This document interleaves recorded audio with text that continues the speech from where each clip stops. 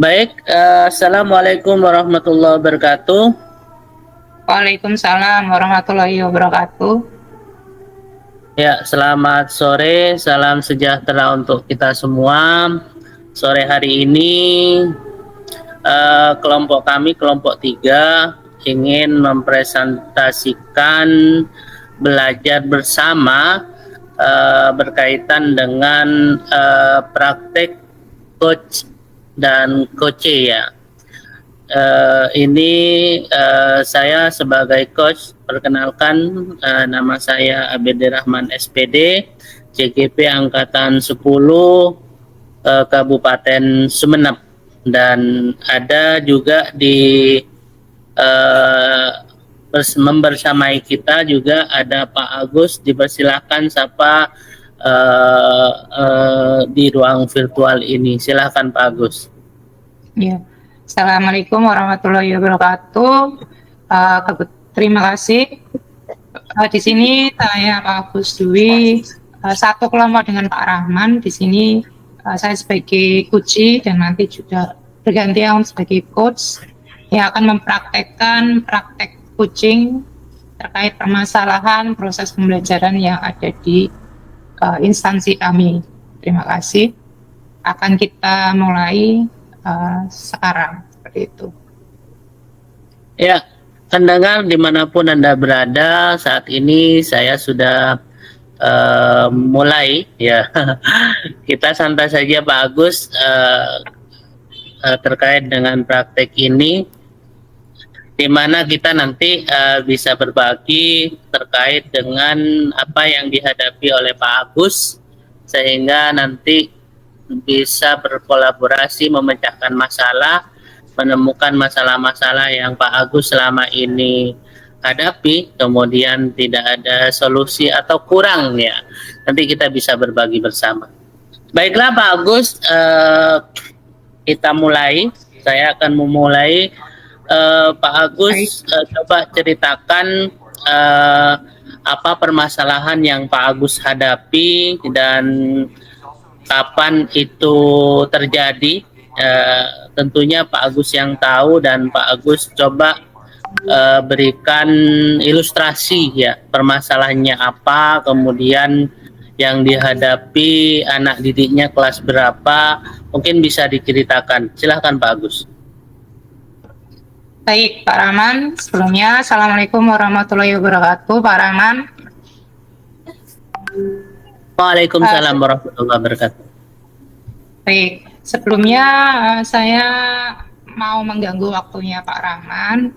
Kira-kira Pak Rahman memiliki waktu di sore hari ini berkaitan, nanti saya akan sedikit curhat Pak Rahman. Ada terkait permasalahan proses pembelajaran yang saya alami. Kira-kira Pak Rahman bersedia atau sekarang lagi sibuk Pak? Ya, kebetulan saya lagi tidak sibuk, jadi saya punya waktu panjang, jadi saya bersedia mendengarkan curhatan dari Pak Agus, dan persilakan saja, silakan sampaikan unek-uneknya. Mungkin ada permasalahan yang selama ini dipendam atau belum ada penyelesaian, siapa tahu nanti kita bisa berbagi. Ya, silakan Pak Agus. Iya, Pak Rahman, terima kasih atas waktunya. Jadi begini Pak, saya ini mengalami atau menemukan masalah yang berkaitan pada siswa. Siswa di sini siswa yang lambat dalam hal menerima materi apa yang saya sampaikan, karena siswa ini namanya adalah Rian, salah satu siswi kami Pak. Siswi di kelas yang saya ampu ini anaknya inklusi Pak, atau bisa dikategorikan anak berkebutuhan khusus. Cuman dari orang tua atau dari sisi keluarganya, anak ini sebisa mungkin bisa diterima di kondisi anak-anak yang normal sehingga supaya bisa beradaptasi.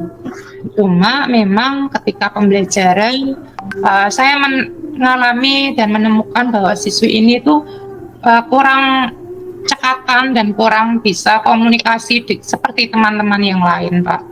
Jadi itu kadang membuat saya merasa menjadi masalah dan bahkan ketercapaian tujuan pembelajaran yang saya sampaikan pasti sedikit tidak terlaksana, Pak, untuk siswa ini. Ya, sejak kelas berapa Pak Agus mengalami anak itu mengalami istilahnya Pak Agus mengetahui bahwa anak itu adalah anak inklusi gitu? Iya, Pak. Jadi memang sejak kelas 10 karena siswi ini kan kenaikan kelas ini, Pak, ya. Jadi di kelas 11. Jadi awal PPDB atau penerimaan peserta didik baru yang tahun lalu itu memang sudah nampak beda dari segi fisiknya, tetapi memang oleh keluarganya itu sebisa mungkin Bapak Ibu guru yang ada di sekolah itu menerima anak ini supaya bisa tergabung dengan anak-anak yang normal seperti lainnya, Pak.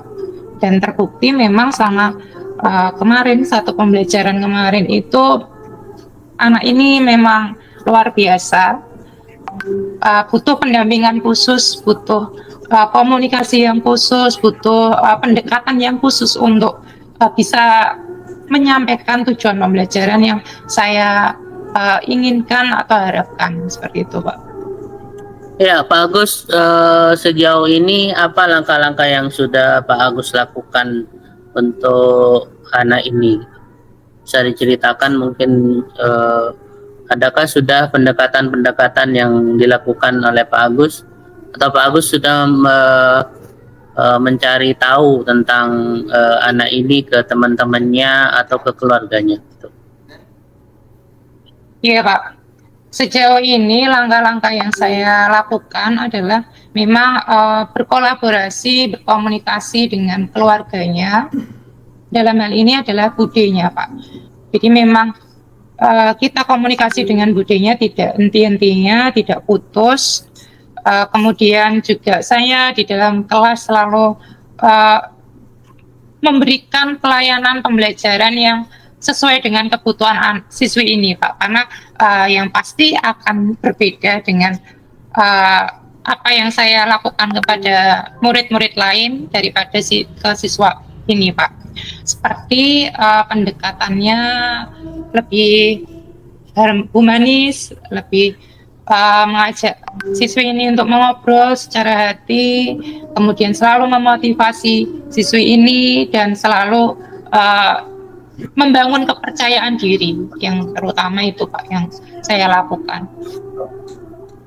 Ya, setelah Pak Agus mendapatkan data itu, Pak Agus kira-kira anak itu sudah sejak kapan bisa terbuka? Nah, biasanya kan anak yang inklusi ini cenderung tertutup, ya, cenderung tertutup, dan dia istilahnya menyembunyikan kekurangan dirinya dari orang-orang sekitar, termasuk guru. Mungkin dia merasa malu atau minder gitu, Pak Agus. Iya, Pak, betul sekali, Pak. Memang anak seperti ini memang tertutup juga, pendiam dan tidak mau bergabung atau bersosialisasi dengan teman-teman yang lainnya. Tetapi dengan langkah yang saya ambil itu atau yang saya terapkan itu memang salah satunya dengan komunikasi tadi, pendekatan secara terus menerus atau kontinu, dan juga saya membuka wawasan kepada siswi dan siswa yang lain untuk tidak mengesampingkan anak ini atau tidak membedakan siswi ini. Akhirnya dengan langkah-langkah tersebut ternyata membuahkan hasil, Pak, dan membawa manfaat yang benar-benar saya lihat dari perkembangan atau perubahan dari siswi saya ini. Salah satunya dia sudah terbuka, sudah mulai berani proses untuk belajar, berkomunikasi, bersosialisasi dengan teman yang lain, itu sudah ada kemajuan seperti itu Pak. Dan ketika nanti ada pertanyaan dari Bapak Ibu guru ataupun saya yang bertanya dan saya untuk istilahnya minta dia unjuk presentasi dan dia sudah mulai berani seperti itu Pak. Ya, apa namanya, Pak Agus, kalau boleh saya memberikan saran ya, karena ini berkaitan dengan anak yang punya kekurangannya. Tapi jangan anggap kekurangan itu kekurangan sebenarnya, tapi anggap itu adalah kelebihan. Iya, betul Jadi sekali. kalau dianggap kekurangan, maka anak itu akan terpinggirkan, jadi akan dilecehkan terus. Jadi saya memberikan saran bahwa pertama, Pak Agus jangan membeda-bedakan anak ini menjadi anak inklusi. Jadi tetap Pak Agus dampingi, menuntun anak, kemudian buat anak itu senang, buat anak itu bahagia, sehingga dia tidak merasa kalau anak itu adalah anak inklusi gitu. Kemudian buka ruang yang seluas-luasnya Pak Agus untuk komunikasi. Jika misalnya bisa membuat anak itu curhat, jadi Pak Agus harus menjadi pendengar yang baik. Karena menjadi pendengar yang baik itu tidak harus dia sahabatnya, bisa gurunya, bisa siapa saja. Kemudian yang ketiga adalah jangan biarkan dia menyendiri. Karena ketika orang menyendiri itu, maka lamunan tingkat tinggi itu biasanya menghampiri dia. Jadi rasa tidak percaya diri, merasa dilecehkan, merasa diacuhkan sama teman, itu hadir ketika dia merasa sendirian. Jadi usahakan dia tidak sendiri, dan sampaikan juga kepada teman-temannya agar dibukakan ruang seluas-luasnya agar dia bisa membuka diri kepada temannya. Itu langkah yang saya kira ya bisa membantu mengurangi, karena itu anak itu kan tidak tahu dia mau ditakdirkan inklusi di dunia ini, kan itu pemberian yang kuasa gitu. Kita tidak bisa memberi justice ya, memberikan menjudge seseorang itu saya cacat, saya kekurangan.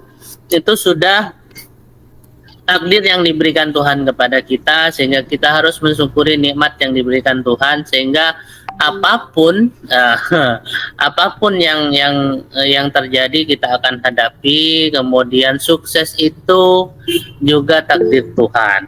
Jadi sampaikan bahwa semua yang hidup juga berhak untuk hidup, berhak untuk mendapatkan segalanya sesuai dengan keinginannya. Jadi tidak ada pembeda Pak Agus. Begitu. Jadi saya kira langkah-langkah itu bisa dijadikan referensi untuk penguatan Pak Agus nanti. Usahakan diberi hadiah Pak Agus. Apapun hadiah itu merupakan kebanggaan bagi anak itu, sehingga ketika dia merasa dihargai, merasa diperhatikan, kemungkinan besar nanti langkah-langkah yang Pak Agus lakukan itu akan sukses. Mungkin itu saja Pak Agus dari saya, sehingga semoga bisa membantu mencari jalan keluar yang baik, memberikan solusi yang terbaik untuk Pak Agus di sekolahnya. Sukses Pak Agus. Iya, terima kasih Pak Rahman atas masukannya dan sedikit membuka pengetahuan lagi dan masukan-masukan yang mungkin nanti akan saya terapkan di proses pembelajaran dan bersama siswi saya ini. Terima kasih atas waktunya.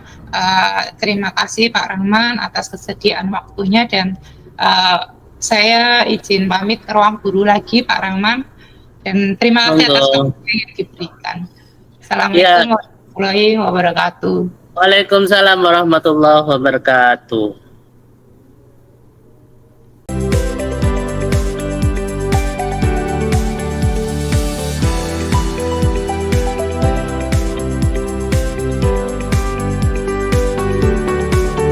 Assalamualaikum warahmatullahi wabarakatuh. Waalaikumsalam warahmatullahi wabarakatuh.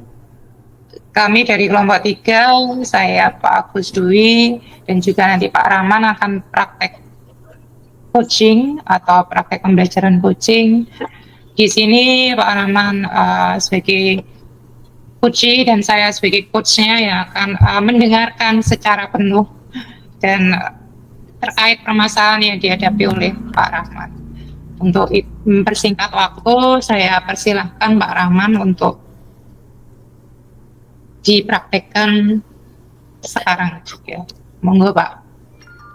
Ya, terima kasih. Assalamualaikum warahmatullahi wabarakatuh.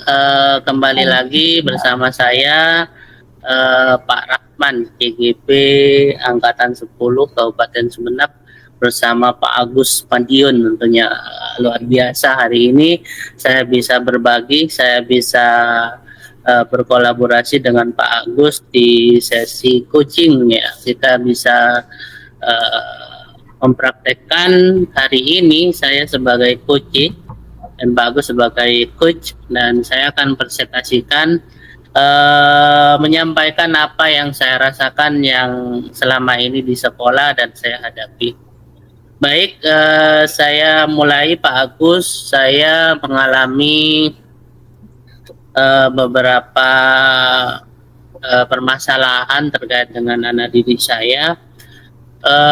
Anak didik saya itu Pak Agus, dia punya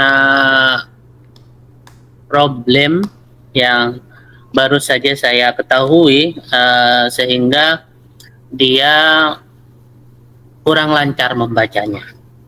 Jadi dia kurang lancar membaca, kemudian dia kesulitan sekali membaca, tapi dia tidak punya penyakit apa-apa gitu. Cuma dia terlambat membaca karena beberapa hal. Jadi pertama, sehingga anak itu susah sekali menerima pelajaran karena dia punya keterlambatan membaca. Artinya anak ini adalah kelas 3, kelas rendah. Dia punya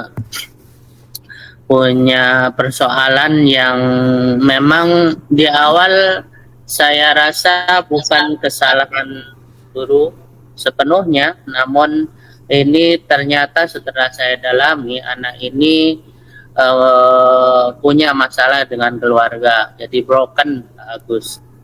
Jadi anak ini setelah saya korek lagi, saya coba asesmen lagi, saya tanya lagi ke yang bersangkutan cenderung tertutup sebenarnya.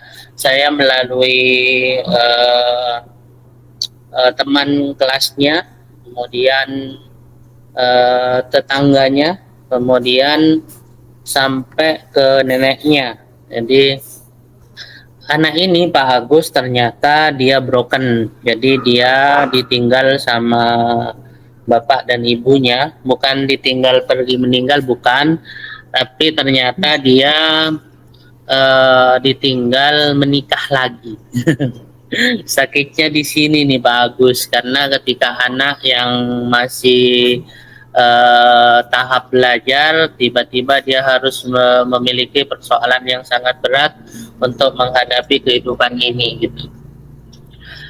Sehingga dia telat belajar membaca itu karena dia kurang perhatian dari kedua orang tuanya. Jadi dia susah sekali, sehingga untuk menangani anak yang seperti ini saya harus membagi waktu ya, membagi ruang dan yang cukup untuk anak ini. Saya berikan setelah pulang itu saya berikan jam tambahan untuk belajar. Iya Pak, berarti di sini permasalahan yang dihadapi Pak Rahman adalah anak yang bukan kesulitan ya Pak, berarti tadi keterlambatan dalam membaca. Keterlambatan. Tetapi imbas dari permasalahan keluarga yaitu broken home.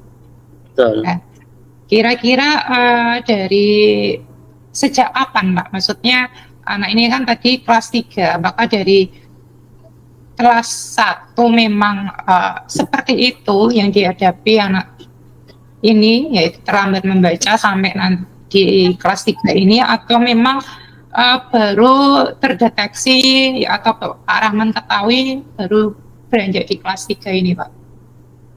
Ya, terima kasih Pak Agus.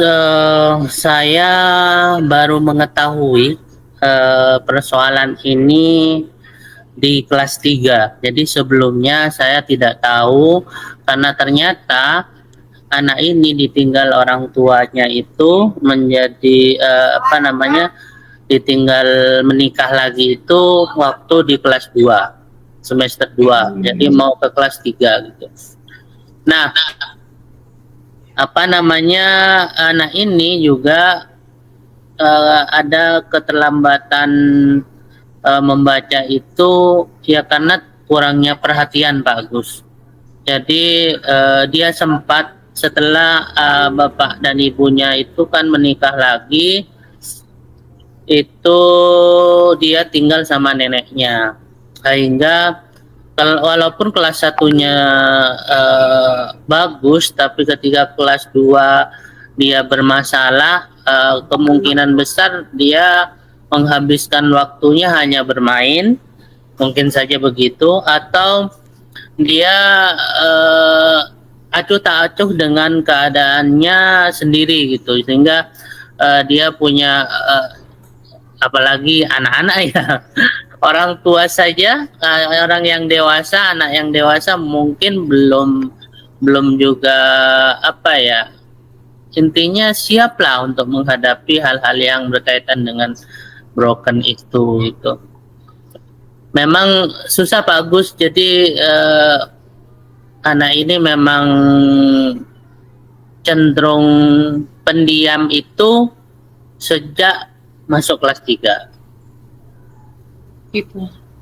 Ya Pak, berarti kalau sudah seperti itu, kira-kira nanti dari Bapak Ibu guru pasti sudah mengetahui ya Pak ya. Kan biasanya kalau Pak Rahman sudah mengetahuinya, apakah nanti Pak Rahman juga akan memberikan informasi tersebut kepada Bapak Ibu guru lain, sehingga yang mungkin kebijakan atau langkah preventif yang bisa diambil oleh Pak Rahman ataupun Bapak Ibu guru lain itu sejalan, seperti itu. Ya, saya memberanikan diri untuk menulis tentang dia, tentang profil dia, kemudian tentang cerita-cerita tentang dirinya, walaupun tidak seterbuka mungkin, tapi saya memberikan jejak yang positif, sehingga ketika dia ke kelas 4 rekam jejaknya itu bisa guru itu tidak langsung menyalahkan yang bersangkutan, karena ada hal yang harus juga guru ketahui berkaitan dengan profil si anak itu. Sehingga saya melakukan banyak hal terhadap anak ini, pendekatan secara personal jelas, kemudian saya berkunjung lebih dari 3 kali bersama neneknya. Jadi saya suka belusukan bagus, jadi saya coba cerita-cerita dengan neneknya, dengan keluarganya. Saya sempat juga komunikasi dengan ibunya. Ya gimana ya, sudah sama-sama punya anak masing-masing ya. Jadi sudah berkeluarga, punya anak masing-masing, dan anak ini ternyata pernah juga tinggal dengan bapaknya, pernah juga tinggal dengan ibunya. Tapi mungkin tidak kerasan karena kurangnya kasih sayang yang merasa dia diacuhkan, sehingga dia lebih memilih tinggal bersama nenek. Ya begitu ceritanya, dan saya menyampaikan itu kepada kepala sekolah. Bagaimanapun persoalan yang saya hadapi juga adalah bagian dari problem sekolah yang juga harus dipikirkan oleh semua kepala sekolah dan teman semua gitu. Sehingga saya memberikan laporan itu, dan respon positif juga diberikan oleh kepala sekolah. Sehingga saya sampaikan bahwa langkah-langkah yang saya ambil, Pak, sudah saya lakukan. Ini saya ada tambahan jam khusus untuk anak ini. Jadi pertama Pak Agus tidak langsung saya ajari, tapi saya ajak bermain. Jadi saya ajak bermain, saya ajak bercanda, saya membawakan sesuatu yang dia suka, entah itu ciki-ciki, makanan, coklat, dan es krim misalnya. Itu sudah saya lakukan, dan alhamdulillah dia bisa membuka diri ke saya, dan saya juga ajak teman-teman di kelasnya yang akrab dengan dia untuk belajar bareng gitu. Dan alhamdulillah peningkatan itu bisa dia rasakan. Kemudian saya menggunakan metodenya sederhana. Saya membuat kartu kata, kartu huruf itu dibuat menjadi kata dan gambar-gambar yang menarik, sehingga dia belajar, kemudian dia menulis sendiri, dan alhamdulillah sudah ada banyak peningkatan untuk lancar membacanya. Karena bagaimanapun ketika anak tidak tahu baca, maka dia susah untuk menerima ilmu apapun itu gitu. Sehingga itu adalah dasar bagaimana dia untuk belajar, bagaimana dia untuk paham terhadap ilmu yang diajarkan gurunya. Itu bagus. Iya Pak, itu memang sangat bagus apa yang langkah-langkah yang Pak Rahman ambil dan Pak Rahman terapkan kepada anak tersebut, karena memang anak-anak yang kategorinya dari anak-anak broken home itu memang sangat perlu perhatian, perlu pendekatan juga yang lebih, karena dengan mungkin dengan kita Bapak Ibu guru atau Pak Rahman mendekati anak ini seolah anak ini punya kasih sayang, mendapatkan kasih sayang, mendapatkan perhatian.